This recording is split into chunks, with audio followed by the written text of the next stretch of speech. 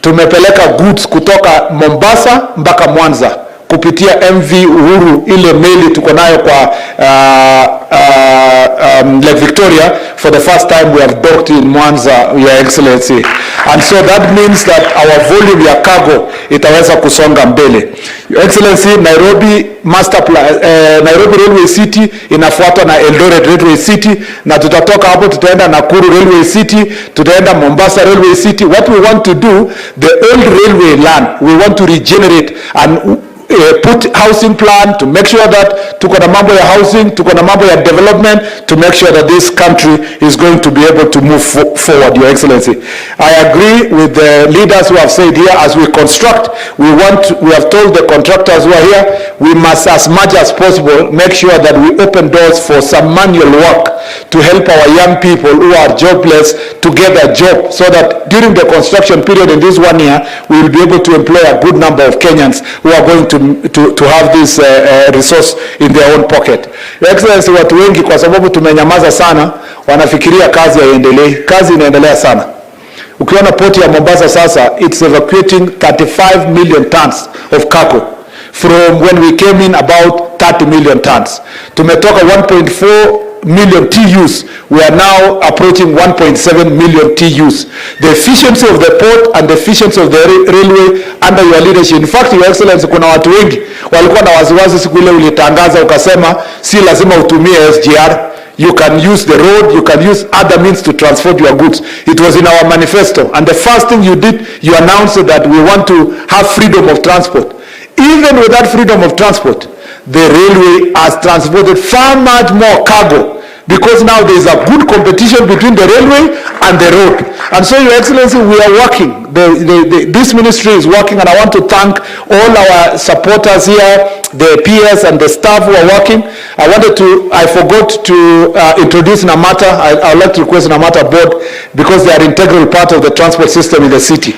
And thank you, Your Excellency, that's our now substantively have a DG in Namata. We made sure that he was appointed recently, and I want to thank the board for doing a good job. What we will do beside this is the BRT system. I want to thank you again, because you have supported us. The contractor will go back to construction in January to make sure that we construct line 1 of the BRT system, so that it can become an example of mass movement of the people.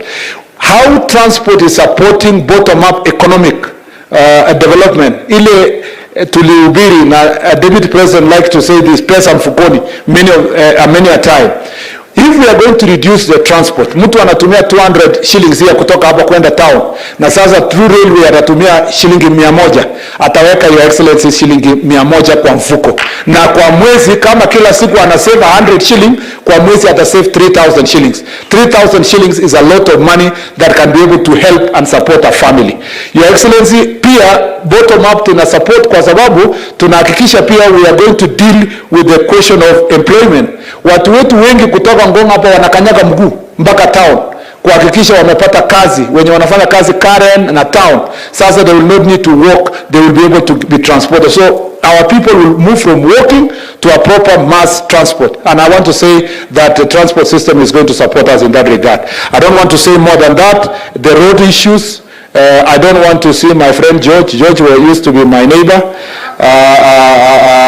We used to live in the same estate, Your Excellency, when we came to Bunge. And I don't want him with my friend Onesmus. Wakuwa wanapigana kwa sababu shida yao kidogo ni infrastructure na kazi kidogo. So ile barabara wajale na Jalasa kwa sawa. Jalasa mtu yangu ya relax wewe. Ile barabara ya kwenda kutoka hapa kwenda Suswa, nataka tumalize haraka, it's only 7 kilometers. Ndio hao wajumbe wawili watakuwa wanatembeleana, Your Excellency. So instead of delaying, hata ile pesa ningeweka upande mwingine, nitaenda kuongea na Kera tumalize hiyo barabara haraka, ndio hao wakitembeleana sana watakuwa wanapendana zaidi na kuunganisha watu wa sehemu hii. Your Excellency, I want to thank also Mheshimiwa Jalas na Mheshimiwa KJ.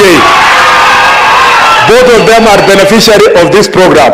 Na Mheshimiwa Jalasa is doing a very good job as our MP of Karen and Environment. We want to thank you for the job you are doing. It is now my singular duty and pleasure and privilege kukaribisha man Jkia. Yeah. Mliona Jkia juzi kwa Youth Connect?